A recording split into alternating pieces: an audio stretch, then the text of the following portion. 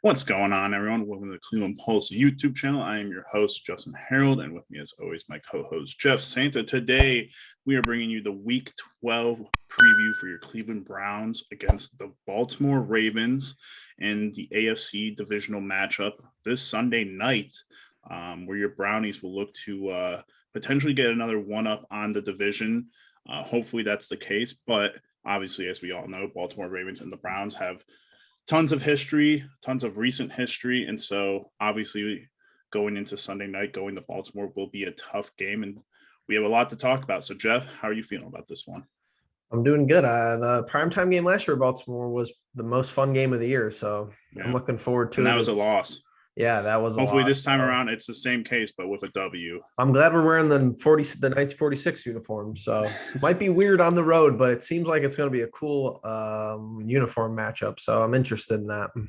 Yeah, absolutely. And a couple of injury updates to be given out here. Surprisingly, coming in before the bye week, the Browns looking to be the healthiest they were since week one.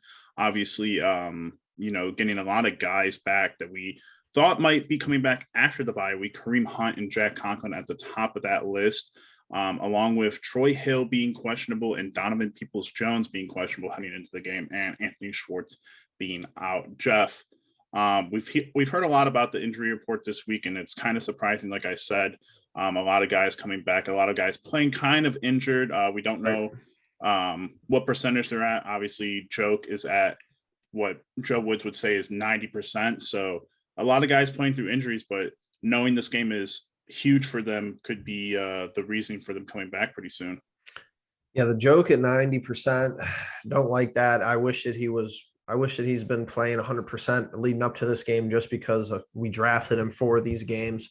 So unfortunate that they're so deep into the year, but hopefully he gives us a couple splash plays that our defense needs.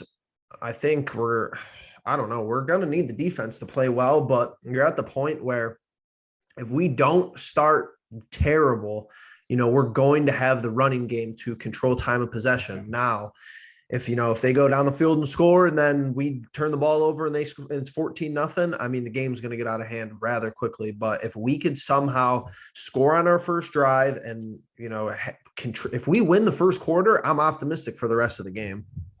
Yeah, and obviously talking about the running game being a huge factor there, obviously getting Kareem Hunt back is huge.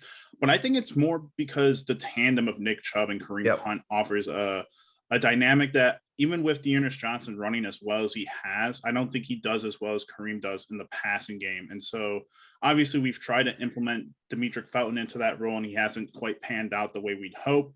But Kareem, obviously he runs hard. He's my thing with him, whenever he's running the ball, whenever he has the ball in his hands, he's crazy, dude. He's like jumping and shit. He's doing flips and everything when he's getting tackled, but he's a nasty runner. And obviously just something that hopefully, when Jarvis Landry came back for the Denver game, it was kind of like a boom kind of thing where, they went to him for the first couple of possessions and made some big plays and felt that kind of energy come back into the stadium. Hopefully, for Kareem, that's the exact same thing. We haven't been scoring as well without him. And so hopefully, he comes back and he adds that spark to this offense that we dearly need, especially if Donovan Peoples-Jones is also out. Yeah, he just gives us a different dynamic element when it comes to the passing game. And you've seen that you're at this point where the bye week's next week. So we don't, he's going to be I would hope there's some design plays for him, but like I said, I think him being a pass catcher makes more sense to me. That D'Ernest Johnson could carry some of the load if Nick Chubb is, if we're not trying to completely kill him. Chubb's going to get his carries. I don't think we should go away from D'Ernest Johnson though, but let's use Kareem Hunt, on that. They love the 5 wide, so you might as well put him out there. And even with Blake Hance, we're at the point where Blake Hance has played pretty serviceable football in the absence of Jack Conklin. So it's not like we have to completely overuse both of these guys this Sunday night. You could have Hance out there for a couple drives. It wouldn't be the end of the world. And it's something that's going to have to be monitored, considering we're going to get a full week off after this. Yeah, it's really tough to kind of work that in with the offensive lineman. Obviously, maybe every other series, but it's really tough to kind of, from what I've gathered from my days of playing football, it's like if you're an offensive lineman and like you go into this game, you're pretty much just going to play the entirety of the thing because that's their mentality in the trenches and everything. But I do agree with you. We're 1 week away from the bye week. We really did think that some of these guys were just going to miss this game because, hey, let's get them all to, 100% capacity for the following week. But like we said at the top, this is a super important game. Obviously, we've been talking about it all season long. We're sitting at 6-5.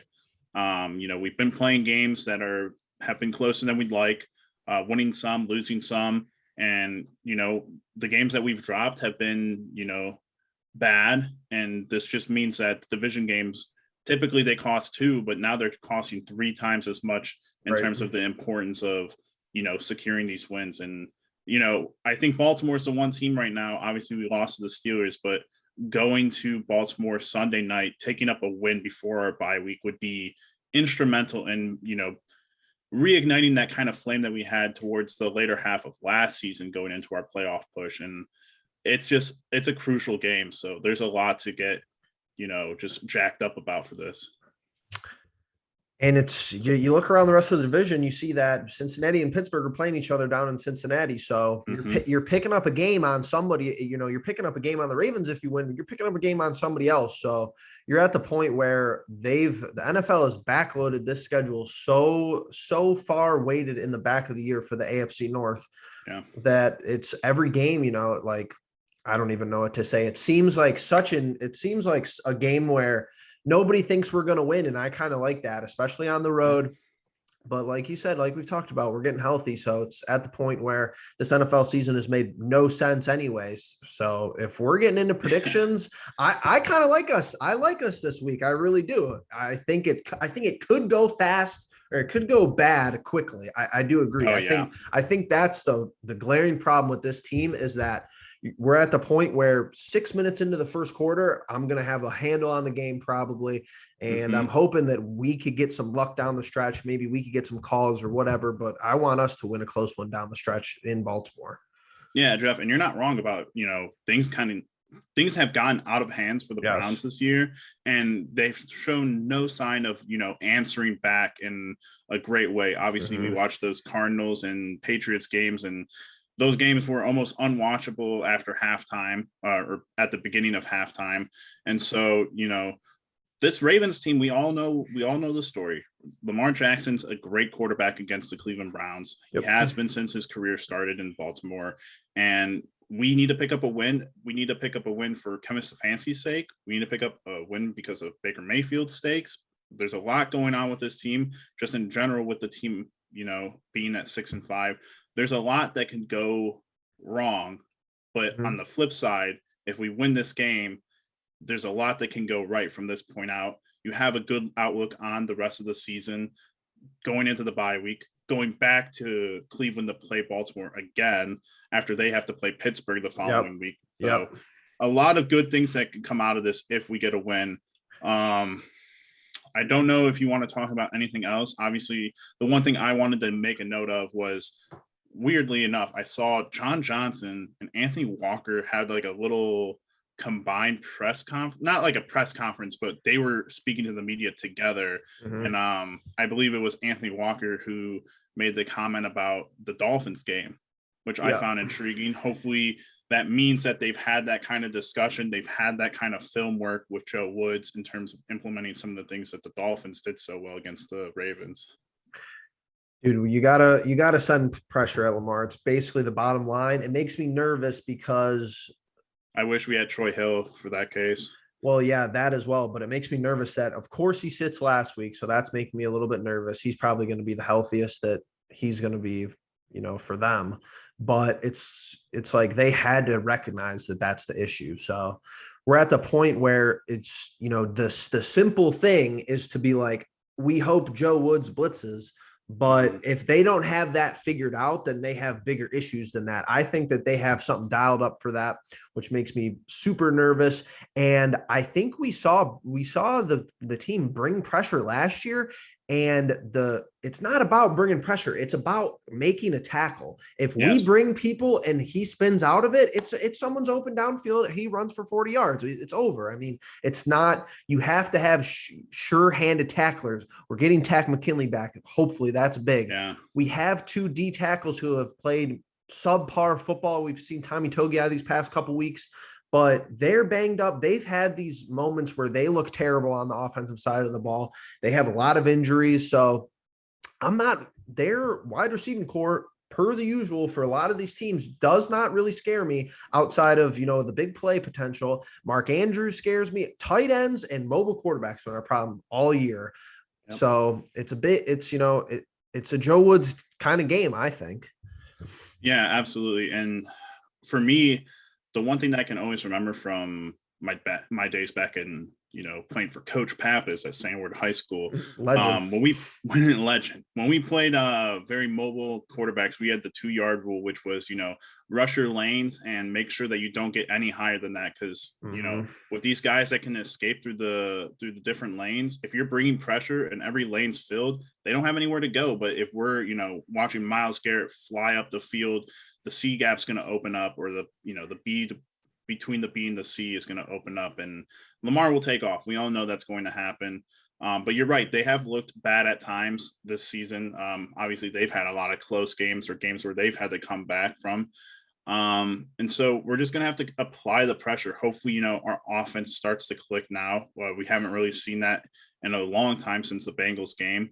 And I say that's a long time. It's a couple games. Feels like a long time. It does feel like a long time, but we need one of those signature performances out of the offense.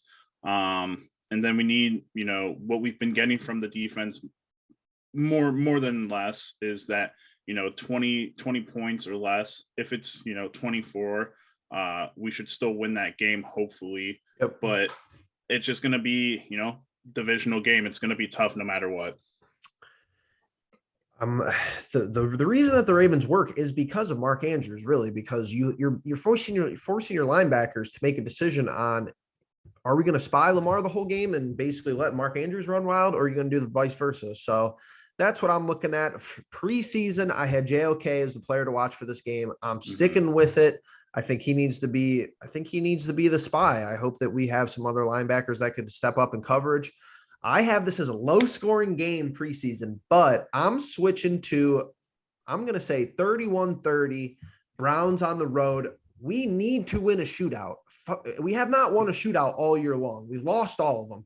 Kansas City, the Chargers game we lost. We need to win a game where our defense, doesn't carry us for the whole game for the majority of it. So let's come out. Let's pound the running backs. No, we don't need 30 to 35 pass attempts. We really don't. That'll be crazy to me.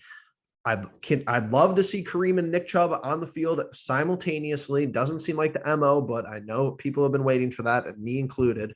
And I think we make enough defensive plays to get the job done. Nothing spectacular. People are going to be upset giving up 30, but hopefully enough to get the job done. I feel like every time I've gone with a high score, I've come on Monday or whatever day we record the recap, and I've been sorely disappointed with me projecting 30 points for our offense against whatever team it may be. I'm going to go 27-24. Hopefully, just a little bit less than you, but hopefully still enough to get the job done. Oh goodness, I have this as a loss. Every week this happens though. I come on and I'm like, we're gonna win this week. Hopefully for the Green Bay game, I stick to my guns, but for this game, I'm gonna go 27-24. Browns win. Man, we just need to get it done. Honestly, that's all that I can think about is that whole 1-0 mentality. Yep. Nothing that has happened up to this game, matters because you're just focusing on this game, but man, do we need this bad. I think, a lot of things go wrong going into the bye week if you lose, but man, oh man, we need to win. We need to win bad. I don't know if our chances probably only got worse based off of yesterday's game, but after the Lions game, we're like a 33% chance to win. Just throwing numbers out there. If we win Sunday, I'd say it's probably 50-50. If we lose, it's probably, it's weird to say because if we lose, it's really not the end of the world if we lose. It gets very difficult, but I'd say we probably go down to like 15% chance of making the playoffs. If we lose, we could probably go up to about 50 plus if we win, because we need the AFC North games 100%. I feel like, and this is so weird to say, but if you were watching, pre games for these Thanksgiving games yesterday, you see the AFC and the NFC graphics, all these teams so close together. Wild cards are decided by one game right now. And, for the AFC, it's like, if we win this game, I have to go look. I can't, I don't have the Ravens records at the top of my, okay. Here it is. So Ravens are sitting at 7-3. Mm-hmm. We're sitting at 6-5. So if we won this game, we wouldn't jump them, obviously, because they had their bye week and everything. They have a higher winning percentage. But, if the Bengals lose, we'll be in second if we win, basically. Yeah, we'll be in second, and then we can talk from there. But it would be so huge to get a win now. Because we beat Cincinnati, and even if Pittsburgh wins this week, there's no way they have 7 wins. They only have 5 wins. So right, but they still had the bye week, so their percentages are screwed up. But they'll have to play Baltimore next week. So there's a lot to look into. But we'll probably move up during our bye week, regardless, which is weird. But I feel like winning through the division is probably, it's the most secure way to go to the playoffs, right? Especially with our tiebreakers. Yeah. So, man, Sunday's gonna be such a long day leading to. I can't wait. It's gonna be crazy. So I'm looking forward to it, Jeff. Unless you got anything else, we'll call this one quits. Gotta go 1-0. Gotta go 1-0. Well, with that all being said, thank you all for watching. If you haven't already, make sure you subscribe, hit the bell notification, leave a like. Leave a comment. What are your guys' thoughts on this Baltimore matchup for your Brownies? Lots to talk about. Let us know what you guys are thinking down in the comments, and we'll catch you in the next one. Peace.